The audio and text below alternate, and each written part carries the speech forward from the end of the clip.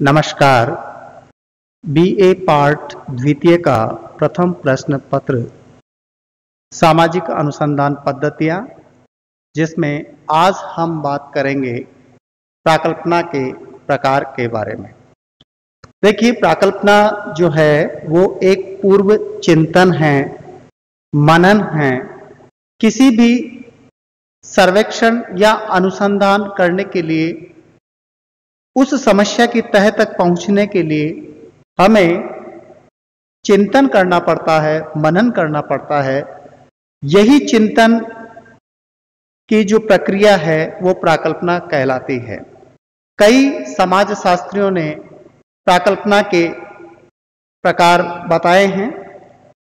सामाजिक तथ्यों, घटनाओं एवं समस्याओं की प्रकृति, अनुसंधान के उद्देश्य एवं तथ्यों के प्रकार के आधार पर प्राकल्पनाएं भी कई प्रकार की हो सकती है।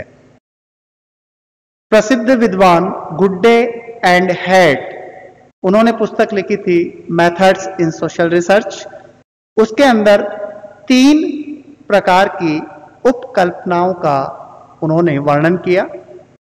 पहली उपकल्पना अनुभवात्मक समानताओं से संबंधित, अर्थात ये प्राकल्पनाएं ऐसी होती है जो लोकोक्तियों, मुहावरा, कहावत या वार्ता के आधार पर होती है।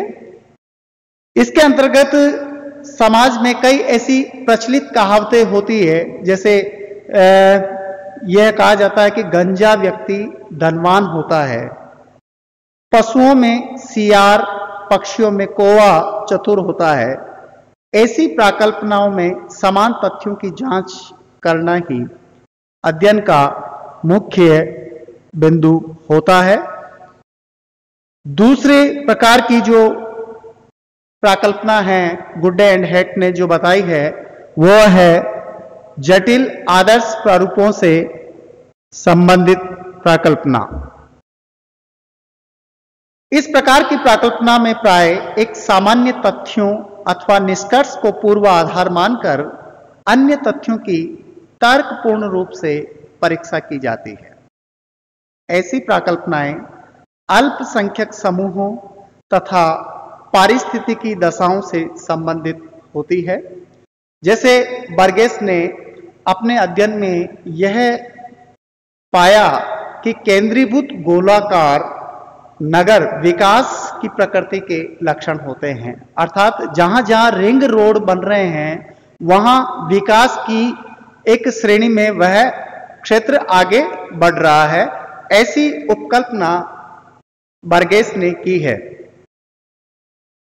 ऐसी प्राकल्पनाओं को संबंधात्मक प्राकल्पना भी कहा जाता है। संबंधात्मक का मतलब होता है एक प्राकल्पना का संबंध दूसरी प्राकल्पना से हो, अर्थात इसमें कार्य और कारण दोनों का संबंध होता है। चूंकि ये प्राकल्पनाएं तार्किक निष्कर्षों पर आधारित होती हैं, अर्थात इसमें तर्क महत्वपूर्ण होता है। रैशनलाइज के आधार पर इन उपकल्पनाओं को महत्व दिया जाता है, अतः ये सिद्धांत निर्माण में सहायक होती है। प्रसिद्ध समाजशास्त्री इमाइल दुर्खिम ने अपनी पुस्तक द सुसाइड, उसमें कुछ उपकल्पनाओं का निर्माण किया, जिसमें इमाइल दुर्खिम ने यह कहा कि गांवों की अपेक्षा नगरों में आत्महत्या की दर अधिक पाई जाती है। स्त्रियों की अपेक्षा पुरुष अधिक आत्महत्या करते हैं, या हम कहें विवाहित व्यक्ति की तुलना में अविवाहित व्यक्ति आत्महत्या अधिक करते हैं। तो इस प्रकार जो है ये प्राकल्पनाएं इमाइल दुर्खिम ने अपनी पुस्तक द सुसाइड में की है। तीसरी जो बात आती है प्राकल्पना की प्रकार के रूप में, वो है विश्लेषणात्मक चरों से संबंधित, यानी एनालिटिकल रूप से है कि एक चर या कारक की अनुपस्थिति में दूसरे कारक पर उसका प्रभाव पड़ता है।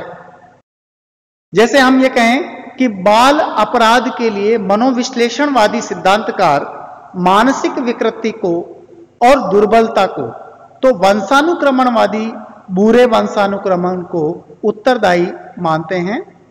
इस प्रकार की प्राकल्पना को कारणात्मक प्राकल्पना भी कहते हैं।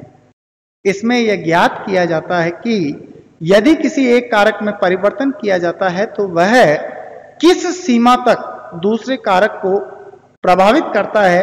जैसे हम यह देखते हैं कि उत्तम फसल, उत्तम खाद, बीज, भूमि, पर्यावरण एवं पानी की पर्याप्त मात्रा पर निर्भर करती है।